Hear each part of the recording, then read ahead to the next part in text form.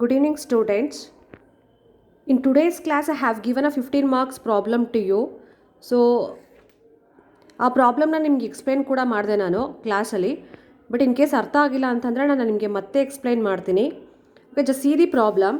So ಈ ಪ್ರಾಬ್ಲಮಲ್ಲಿ ಏನಂತ ಹೇಳಿದ್ದಾರೆ, mister Ashok purchased a machine on hire purchase system from Bharat Motors on 1st April 2016. The cash price of the machine was rupees 74,500 and the payment was to be made as follows. So, ಒಂದು ಮೆಷಿನರಿಯನ್ನು ಯಾರು ಅಶೋಕ್ ಈ purchased from Bharat motors on 1st April 2016. 1st April 2016ಗೆ mister Ashok ಅವರು Bharat motors ಕಡೆಯಿಂದ ಒಂದು ಮೆಷಿನನ್ನು purchase ಮಾಡಿದರೆ on hire purchase system ಕೆಳಗಡೆ ಪರ್ಚೇಸ್ ಮಾಡಿದ್ದಾರೆ. Then the cash price of the machine was rupees 74,500. So ಆ ಮೆಷಿನ್ದು ಕ್ಯಾಶ್ ಪ್ರೈಸ್ ನಿಮ್ಗೆ ಎಷ್ಟಿದೆ ಅಂತಂದರೆ 74,500 ಇದೆ. And then the payment was to be made as follows. So ನೀವು ಅಸೆಟನ್ನು ಪರ್ಚೇಸ್ ಮಾಡಿ ಪೇಮೆಂಟನ್ನು ಯಾವ ಥರ ಮಾಡಿದ್ದೀರಾ ಅನ್ನೋದನ್ನು ಕೆಳಗಡೆ ಇರೋ ಪ್ಯಾರಾಗ್ರಾಫಲ್ಲಿ ನಿಮಗೆ ಪ್ರೊವೈಡ್ ಮಾಡಿದ್ದಾರೆ. On signing of the agreement ₹20,000. ಇದನ್ನು ನಿಮ್ಗೆ ಆಲ್ರೆಡಿ ನಾನು ಹೇಳಿದ್ದೀನಿ. ಸೊ ನಿಮಗೆ ಡೌನ್ ಪೇಮೆಂಟನ್ನು ಡೈರೆಕ್ಟಾಗಿ ಕೊಡೋದಿಲ್ಲ. ಸೊ ಅವ್ರು ಏನಂತ ಹೇಳ್ತಾರೆ, on signing of the agreement ಅಂತ ಹೇಳ್ಬೋದು, ಅಥವಾ or the time of entering the agreement ಅಂತ ಹೇಳ್ಬೋದು, or the time of delivery ಅಂತ ಹೇಳ್ಬೋದು. ಸೊ ಇದಕ್ಕೆಲ್ಲ ನಾವೇನಂತ ಹೇಳ್ತೀವಿ, it's nothing but down payment. Then the balance in 3 instalments of ₹20,000 each at the end of each year. So ಪ್ರತಿ ವರ್ಷ ನಾವು ಉಳ್ಕೊಂಡಿರೋ ಅಮೌಂಟನ್ನು ನೀವು 3 ಇನ್ಸ್ಟಾಲ್ಮೆಂಟ್ಸಲ್ಲಿ ಪೇ ಮಾಡ್ತೀರಾ ಅಂತ ಹೇಳಿದ್ದಾರೆ. So 3 instalments of ₹20,000 each. 3 instalments ಅಂದರೆ 3 ಇಯರ್ಸ್ ಆ್ಯನ್ಯುಯಲಿ ಪೇ ಮಾಡ್ತಾ ಇದ್ದೀರಾ. ಸೊ ಅವರು ಹೇಳಿದ್ದಾರೆ at the end of each year ಅಂತ. So 3 instalment it is nothing but 3 years pay ಮಾಡ್ತಾ ಇದ್ದೀರಾ. ಸೊ ಎವ್ರಿ ಇಯರ್ ನೀವು ಪೇ ಮಾಡ್ತಾ ಇರೋದು ಎಷ್ಟು ₹20,000 ಈಚ್. ದೆನ್ ಅದಾದಮೇಲೆ ಸೊ ವೆಂಡರು ನಿಮಗೆ ಚಾರ್ಜ್ ಮಾಡ್ತಾರೋ ಇಂಟ್ರೆಸ್ಟ್ ರೇಟ್ ಏನಂತ ಅಂದರೆ ಇಟ್ ಇಸ್ 5%.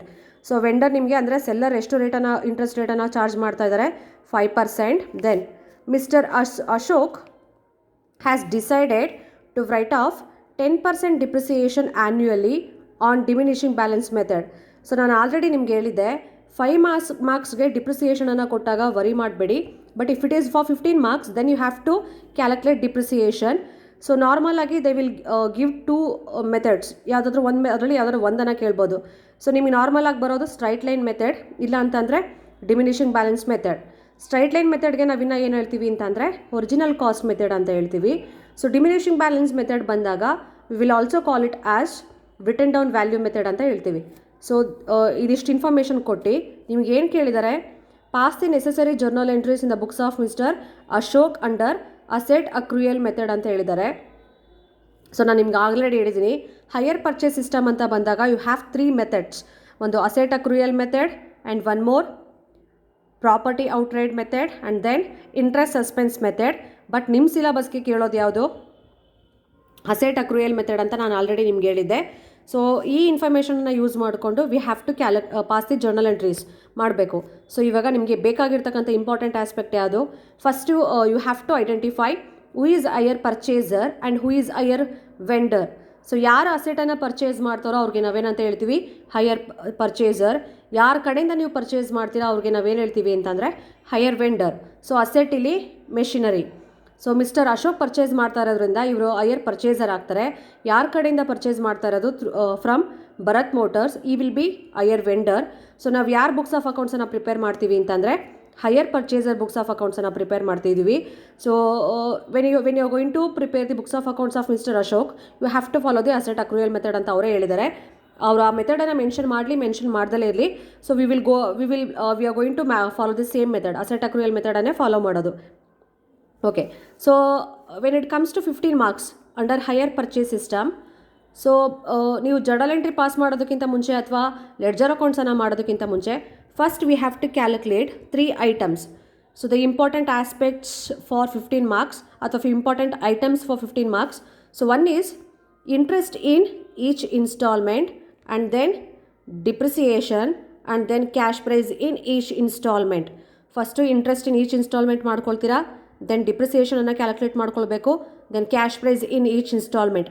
ಈ 3 ಇನ್ಫಾರ್ಮೇಷನ್ ತುಂಬ ಇಂಪಾರ್ಟೆಂಟ್ ನಿಮಗೆ ಫಾರ್ ದಿ ಕ್ಯಾಲ್ಕುಲೇಷನ್ ಆಫ್ ಅಥವಾ for the preparation of ledger accounts or for the passing of journal entries under hire purchase system. So ನೀವು financial accounting ಬಂದಾಗ for all the chapters ನಿಮಗೆ ಕೇಳೋದೇ ಬರೀ ಜರ್ನಲ್ ಎಂಟ್ರೀಸ್ ಪ್ಲಸ್ ಲೆಡ್ಜರ್ ಅಕೌಂಟ್ಸ್. ಈವನ್ ಈ ಚಾಪ್ಟರಲ್ಲೂ ಅಷ್ಟೇ ಬರೋದು ನಿಮಗೆ journal entry plus ledger accounts. ನಾನು ಆಲ್ರೆಡಿ ನಿಮಗೆ ಹೇಳಿದ್ದೀನಿ ಜರ್ನಲ್ ಎಂಟ್ರೀಸ್ ಯಾವುದನ್ನ ಕೇಳ್ತಾರೆ ಅಂತ. So before journal entries first ನಾವು ಈ 3 ಐಟಮ್ಸನ್ನು ಕ್ಯಾಲ್ಕುಲೇಟ್ ಮಾಡ್ಕೊಂಬಿಡೋಣ. ಫಸ್ಟ್ ನಿಮ್ಗೆ ಏನಿರೋದು ಇಂಟ್ರೆಸ್ಟ್ ಇನ್ ಈಚ್ ಇನ್ಸ್ಟಾಲ್ಮೆಂಟನ್ನು ಮಾಡ್ಕೊಳ್ಳಿ ಅಂತ ಹೇಳಿದ್ದಾರೆ. ಸೊ ನಾನು ಫಸ್ಟ್ ನಿಮ್ಗೆ ಹೇಳಿದ್ದೀನಿ ಇಂಟ್ರೆಸ್ಟ್ ಇನ್ ಈಚ್ ಇಯರ್ ಅಂತ ಅಂದರೂ ಒಂದೇ ಅಥವಾ ಇಂಟ್ರೆಸ್ಟ್ ಇನ್ ಈಚ್ ಇನ್ಸ್ಟಾಲ್ಮೆಂಟ್ ಅಂದರೂ ಒಂದೇ. ಇಂಟ್ರೆಸ್ಟನ್ನು ಕ್ಯಾಲ್ಕುಲೇಟ್ ಮಾಡ್ಕೊಬೇಕಾದ್ರೆ ಅಥವಾ ಅಮೌಂಟ್ ಆಫ್ ಇಂಟ್ರೆಸ್ಟನ್ನು ಕ್ಯಾಲ್ಕುಲೇಟ್ ಮಾಡ್ಕೊಬೇಕಾದ್ರೆ you have to see the 2 things. So 2 ಅಥವಾ 2 ಕೇಸಸನ್ನು ಅಬ್ಸರ್ವ್ ಮಾಡಬೇಕು. ಒಂದೇನು ರೇಟ್ ಆಫ್ ಇಂಟ್ರೆಸ್ಟನ್ನು ಕೊಟ್ಟಿದ್ದಾರಾ ಅಥವಾ ರೇಟ್ ಆಫ್ ಇಂಟ್ರೆಸ್ಟನ್ನು ಕೊಟ್ಟಿಲ್ವಾ ಅದನ್ನು ನೀವು ಗಮನಿಸಬೇಕು. ಸೊ ಪ್ರಾಬ್ಲಮ್ ಫಸ್ಟ್ ನೋಡಿ, ರೇಟ್ ಆಫ್ ಇಂಟ್ರೆಸ್ಟ್ ಪ್ರೊವೈಡ್ ಮಾಡಿದ್ರೆ you have to follow the format. If rate of interest is not given then you have to follow the 4 steps, 4 ಸ್ಟೆಪ್ಸನ್ನು follow ಮಾಡಬೇಕು. But ನಮಗೆ ಈ ಪ್ರಾಬ್ಲಮಲ್ಲಿ ಕ್ಲಿಯರ್ ಆಗಿ ಹೇಳಿದರೆ 5% interest is charged by the vendor. Rate of ಇಂಟ್ರೆಸ್ಟನ್ನು ಕೊಟ್ಟಿರೋದ್ರಿಂದ so we will follow the format. So ಫಾರ್ಮೆಟನ್ನು ಫಾಲೋ ಮಾಡ್ತೀರಾ. ಸೊ ನಾವು ಫಾರ್ಮೆಟ್ ಆಲ್ರೆಡಿ ನಾನು ನಿಮಗೆ ಕೊಟ್ಟಿದ್ದೀನಿ. ಇವನ್ ಅದ್ರ ಮೇಲೆ ಒಂದು ಸಿಂಪಲ್ ಪ್ರಾಬ್ಲಮ್ಸನ್ನು ಕೂಡ ಸಾಲ್ವ್ ಮಾಡಿದ್ದೀವಿ. ಸೊ ನಾವು ಇವಾಗ ಏನು ಮಾಡೋಣ ಅಂತಂದರೆ ವಿಲ್ ಕ್ಯಾಲ್ಕುಲೇಟ್ ಇಂಟ್ರೆಸ್ಟ್ ಅಮೌಂಟ್ ಅಥವಾ amount of interest. So first ಏನು ತೊಗೊಳ್ಬೇಕು, so we have to take first ಏನು ತೊಗೊಳ್ತೀರಾ ಅಂತಂದರೆ ಕ್ಯಾಶ್ ಪ್ರೈಸನ್ನು ತೊಗೊಳ್ತೀರಾ. They have given in the problem it is 74,500. So cash ಪ್ರೈಸನ್ನು ಅವರೇ ನಿಮಗೆ ಪ್ರಾಬ್ಲಮಲ್ಲಿ ಪ್ರೊವೈಡ್ ಮಾಡಿದ್ದಾರೆ. It is 74,500. ದೆನ್ ನೆಕ್ಸ್ಟ್ ಏನು ಮಾಡಬೇಕಂತಂದರೆ from cash price we have to deduct less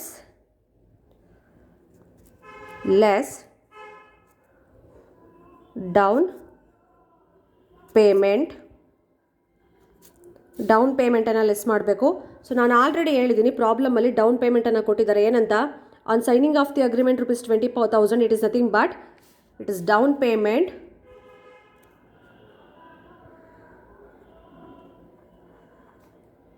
so 74,500ಅಲ್ಲಿ 20,000 ಲೆಸ್ ಮಾಡಿದ್ರೆ ನಿಮ್ಗೆ ಉಳ್ಕೊಳ್ಳೋದು 54,000. It is balance. So down ಪೇಮೆಂಟಲ್ಲಿ ನಿಮಗೆ ಕ್ಯಾಶ್ ಪ್ರೈಸಲ್ಲಿ ಡೌನ್ ಪೇಮೆಂಟನ್ನು ಲೆಸ್ ಮಾಡಿದ್ರೆ ಉಳ್ಕೊಳ್ಳೋ ಅಮೌಂಟಿಗೆ ಏನಂತ ಹೇಳ್ತೀವಿ, ಬ್ಯಾಲೆನ್ಸ್ ಏನು ಅವೈಲೇಬಲ್ ಆಗುತ್ತೆ that amount you have to pay in instalments.